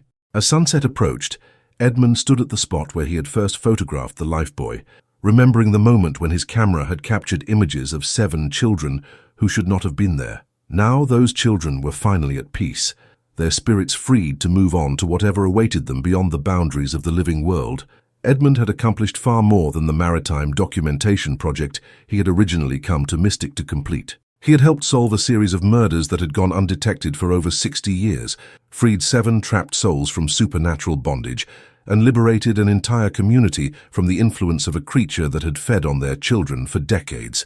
But perhaps most importantly, he had proven that sometimes the boundary between the world of the living and the realm of the dead was more permeable than most people believed. His impossible photograph would serve as permanent evidence that death was not always the end of existence, and that justice could transcend even the grave when the living and the dead worked together toward a common goal. As Edmund prepared to leave Mystic the following morning, he knew that he would carry the memory of his experience with him for the rest of his life. He had witnessed the supernatural power of innocence wronged and justice delayed, and he had played a crucial role in ensuring that 7 murdered children finally found the peace that had been denied to them for so many years. Edmund's final morning in Mystic began with an unexpected visitor. Dr. Cornelius Blackwood appeared at the Whalers Inn shortly after breakfast, looking like a man who had aged a decade overnight. The supernatural influence that had clouded his mind for years was gone, and with it had come the terrible realization of how he had been used as an unwitting accomplice in the creature's crimes. "Mr. Harwick," Dr. Blackwood said, as Mrs. Brewster showed him to Edmund's room. "I need to speak with you before you leave, Mystic. There are things you should know, things I'm only now beginning to remember clearly after so many years of mental fog." Edmund invited the doctor to sit, noting the profound change in his demeanor. Where before Blackwood had seemed unnaturally composed and confident, now he appeared haunted by the weight of recovered memories. "I've been going through my medical records from the past 40 years, Dr. Blackwood began, his voice shaking slightly. "What I've discovered is horrifying. Every examination I performed on those drowned children was compromised by her influence. She would stand beside me during the examinations, and somehow my findings would always support the theory of accidental death, even when the evidence clearly suggested otherwise." "What kind of evidence?" Edmund asked, though he suspected he might not want to hear the answer. "Marks on their throats consistent with strangulation, bruising patterns that suggested they had been held underwater forcibly. In some cases there were even scratches and defensive wounds that indicated the children had fought against their attacker." Dr. Blackwood buried his face in his hands. "I saw all of this, documented it in my preliminary notes, but somehow by the time I completed my official reports, I had convinced myself that everything could be explained by the drowning process itself." Edmund felt sick as he absorbed the implications. "She was controlling your perceptions during the examinations. More than that, she was rewriting my memories in real time. I would observe evidence of murder, and she would make me forget what I had seen, replacing those memories with false recollections that supported her preferred narrative. For 4 decades, I was her unwitting accomplice, providing medical legitimacy to cover up her crimes." Dr. Blackwood reached into his medical bag and withdrew a stack of yellowed papers. "These are my original preliminary notes from the examinations, the ones I wrote before her influence took hold each time. I found them hidden in a locked drawer in my office, apparently filed away by my own hand, but forgotten until now. They tell a very different story from my official reports." Edmund examined the papers, reading Dr. Blackwood's handwritten observations with growing horror. Each set of preliminary notes clearly documented evidence of murder, strangulation marks, signs of struggle, defensive wounds that could not possibly have been caused by accidental drowning. Yet somehow, all of this evidence had been dismissed or explained away in the doctor's final reports. Mary Catherine Sullivan had clear fingerprint bruises on her throat, Dr. Blackwood read from his 1847 notes. The Morrison brothers showed signs of having been held underwater. Their fingernails were broken and bloody from clawing at their attacker's hands. James Fletcher had scratches on his arms and face that appeared to be defensive wounds. Every single examination revealed evidence of homicide, but I was made to forget what I had seen. Edmund thought about the 7 children's spirits and how they had been trapped for decades, unable to find peace because their murders had been covered up so effectively. "Did you ever suspect what was happening to your memories?" There were moments of clarity over the years, brief instances when the fog would lift from my mind, and I would remember fragments of what I had really observed. But those moments never lasted long enough for me to act on them, and I began to think I was losing my sanity. The creature's influence was so subtle, so insidious, that I genuinely believed I was suffering from some form of progressive mental deterioration. Dr. Blackwood pulled out another document, this one more recent. "I also found this among my papers, a draft of a letter I apparently wrote to the Connecticut State Police in 1895, reporting my suspicions about the pattern of child drownings in Mystic. The letter was never sent, of course. She would never have allowed me to contact outside authorities." Edmund read the unsent letter, which detailed Dr. Blackwood's growing concerns about the unusual number of child drownings and his suspicions that they might not be accidental. The doctor's medical observations were presented with scientific precision, making a compelling case for further investigation that would have certainly resulted in a formal inquiry had the letter ever been delivered. "How many letters like this did you write over the years?" "Dozens, apparently. I found an entire collection of unsent correspondence in my office, letters to police departments, medical colleagues, even newspaper editors, all describing my suspicions and requesting help with investigating the deaths. She allowed me to write them as a way of relieving the psychological pressure of my suppressed memories, but she never allowed me to actually send them." Edmund was beginning to understand the full scope of the creature's manipulation of the mystic community. She had not simply hidden among them, she had actively shaped their perceptions and memories to create a perfect cover for her crimes. Dr. Blackwood had been her most important tool in this deception, his medical authority lending credibility to the accidental drowning narrative. There's something else, Dr. Blackwood continued, his voice dropping to almost a whisper. Something I remembered this morning that I think you need to know. The creature didn't always inhabit the body of Prudence Ashford. Over the decades, I believe it transferred between different host bodies as they aged beyond usefulness. Edmund felt a chill of realization. You're saying there were other hosts before Miss Ashford? I have fragmentary memories of examining drowning victims in the 1850s and 1860s, but the figure standing beside me during those examinations wasn't Prudence Ashford. It was someone else, an older woman whose face I can't quite recall clearly, and before that, there may have been others. This revelation added a new dimension to the creature's crimes. If it had been transferring between host bodies for over 60 years, it might have been active in Mystic for far longer than anyone had suspected. The 7 children Edmund had communicated with might represent only a portion of its victims. Dr. Blackwood, do you have any records that might help identify these earlier hosts? Some, though they're fragmentary and confused by decades of supernatural manipulation. But I believe I can piece together enough information to provide a clearer picture of the creature's activities. It may take weeks or months to sort through all the evidence, but I feel obligated to uncover the complete truth about what happened here. Edmund nodded, understanding the importance of this work. The families of the victims deserve to know the truth, even if it comes decades after their losses. Dr. Blackwood stood to leave, but paused at the door. Mr. Harwick, I want you to know that what you've done here goes far beyond solving a series of murders. You've freed this entire community from a supernatural influence that was slowly poisoning everything we thought and felt.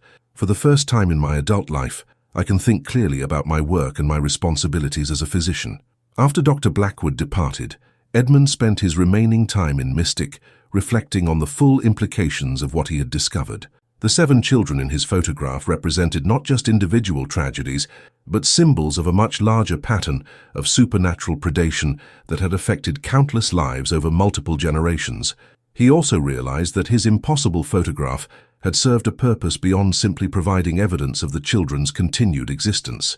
It had somehow broken through the creature's web of deception and manipulation, allowing the truth to finally emerge after decades of concealment.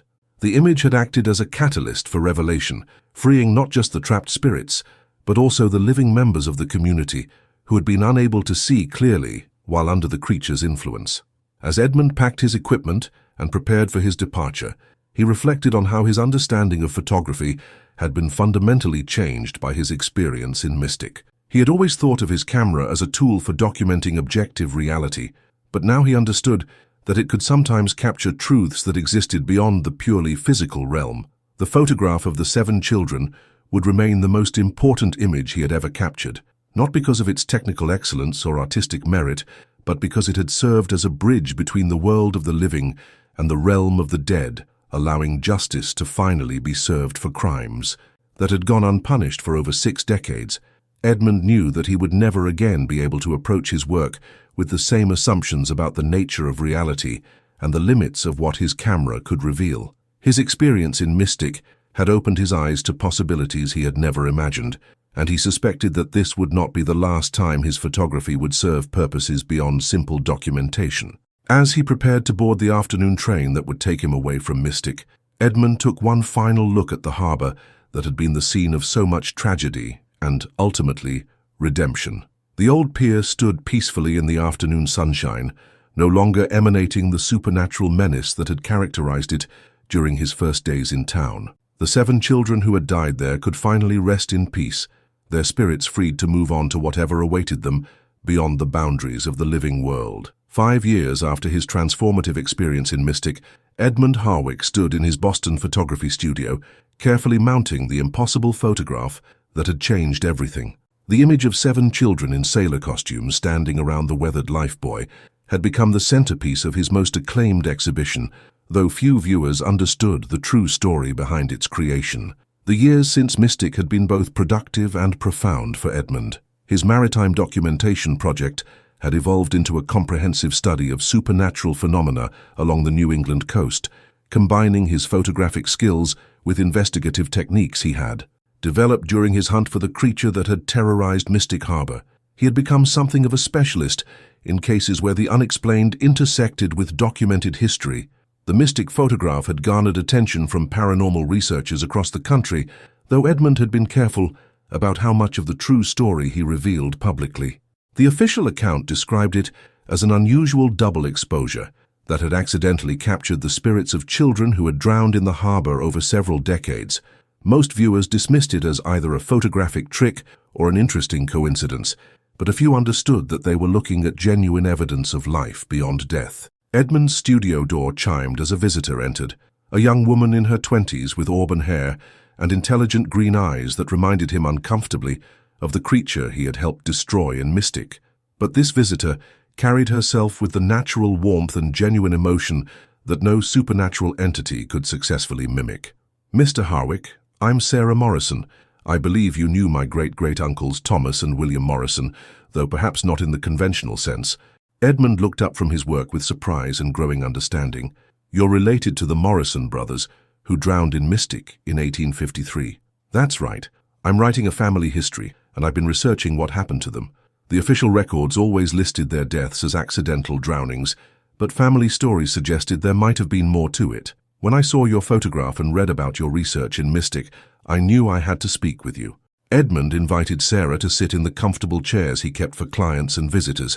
Over the years, he had received many such visits from descendants of supernatural crime victims, people whose family stories contained fragments of truth that official records had overlooked or suppressed. "What did your family stories tell you about Thomas and William?" Sarah pulled out a small leather journal, obviously well worn from frequent handling. "This belonged to my great-great-grandmother, Catherine Morrison, Thomas and William's sister. She was 12 when her brothers died, and she kept a diary for the rest of her life. In it, she wrote that she never believed they had drowned accidentally." Edmund leaned forward with interest. "What did she suspect?" "Catherine wrote that a woman had been asking about her brothers in the days before they died. A woman who claimed to be conducting a survey of children's education for the state government. This woman specifically asked about children who wore sailor costumes, saying she was interested in how maritime traditions influenced childhood development." Edmund felt a familiar chill. Even 5 years later, any mention of the creature's hunting methods could still affect him profoundly. Did Catherine describe this woman? "She wrote that the woman was very beautiful, but somehow cold, and that looking into her eyes made Catherine feel like she was staring into deep water. Catherine begged her mother not to let the woman interview Thomas and William, but the family thought she was just being foolishly suspicious." Sarah turned several pages in the diary and continued reading. "The day before the boys died, Catherine saw them talking to the same woman near the harbor. She ran to get her parents, but when they returned, the woman was gone and Thomas and William claimed they had been talking to no one. The next morning, their bodies were found floating near the old pier." Edmund nodded grimly. The pattern was exactly what he would have expected from the creature. Careful stalking of potential victims, supernatural influence to cloud memories and perceptions, and the systematic elimination of witnesses who might have provided inconvenient testimony about the true circumstances of the deaths. "Catherine never stopped believing that her brothers were murdered," Sarah concluded. "She spent decades trying to find evidence that would prove what really happened to them, but no one would listen to a woman claiming that 2 boys had been killed by a mysterious stranger who left no traces." Edmund reached for a portfolio of photographs he kept for situations like this. Among them was a carefully made copy of the impossible image that had started everything. "Sarah, I want you to look at this photograph and tell me if you recognize anyone in it." Sarah took the photograph and studied it carefully. When she reached the 2 boys standing side by side in matching sailor suits, her eyes filled with tears. "That's them," she whispered. "That's Thomas and William.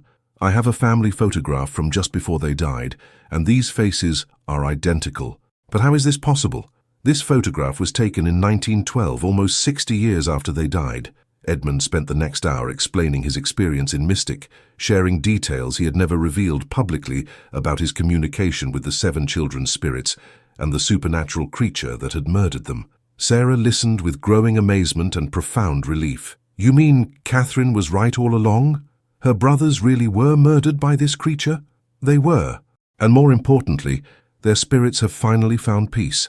The woman who killed them was destroyed 5 years ago, and all 7 children were able to move on to whatever comes after death. Your great-great-uncles are no longer trapped in the place where they died." Sarah wiped away tears as she absorbed this revelation. Catherine wrote in her diary that she hoped someday the truth would be revealed and justice would be served for Thomas and William. She died in 1923, still believing in their innocence but never knowing if anyone would ever prove what really happened to them. Edmund understood the profound importance of providing closure to families who had carried the burden of unsolved mysteries for generations. His work had taught him that supernatural crimes often left wounds that persisted across multiple generations, affecting people who had never even known the original victims, but somehow carried their pain in family stories and inherited trauma. "There's something else," Sarah said, reaching into her bag. Catherine left instructions in her will that if anyone ever proved that Thomas and William were murdered, this should be given to them as thanks for revealing the truth. She handed Edmund a small wooden box that had obviously been crafted with great care and attention to detail. Inside, nestled in faded velvet, was a locket containing photographs of the two Morrison brothers, taken just days before their deaths.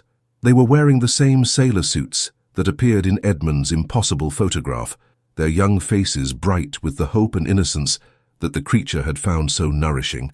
Catherine wanted whoever solved the mystery to have something that proved the boys had been real people, with families who loved them, not just names in old newspaper accounts of drowning accidents. Edmund accepted the locket with profound emotion, understanding that it represented far more than a simple gift. It was a tangible connection between his supernatural experience and the very real human lives that had been affected by the creature's crimes. The locket would remind him that his work was not just about documenting paranormal phenomena, but about serving justice for real people who had suffered real losses.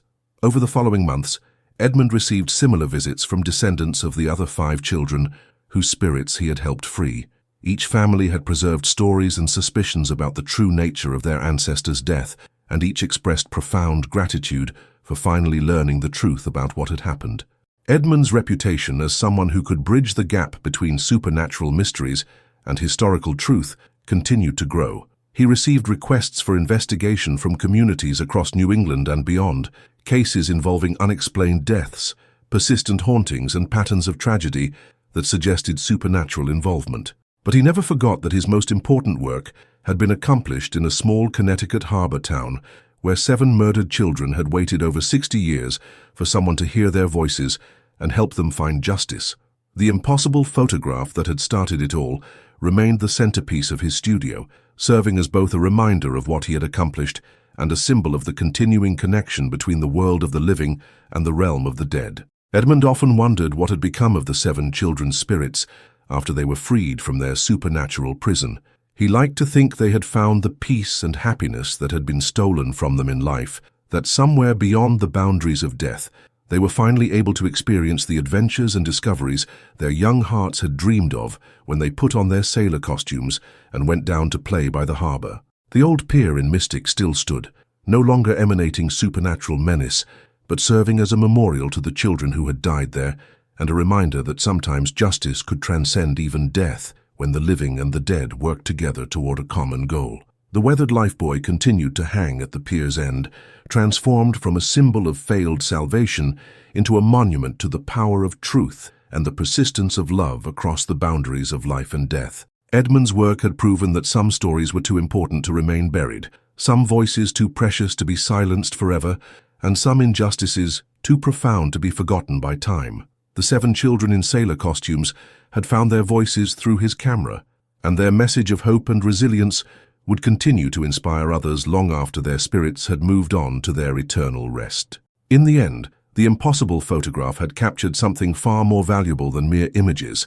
It had preserved the enduring power of innocence to triumph over evil and the unbreakable bond between those who seek justice and those who need it most. The children's legacy would live on in every case Edmund solved, every family he helped find closure, and every supernatural mystery he illuminated with the light of truth.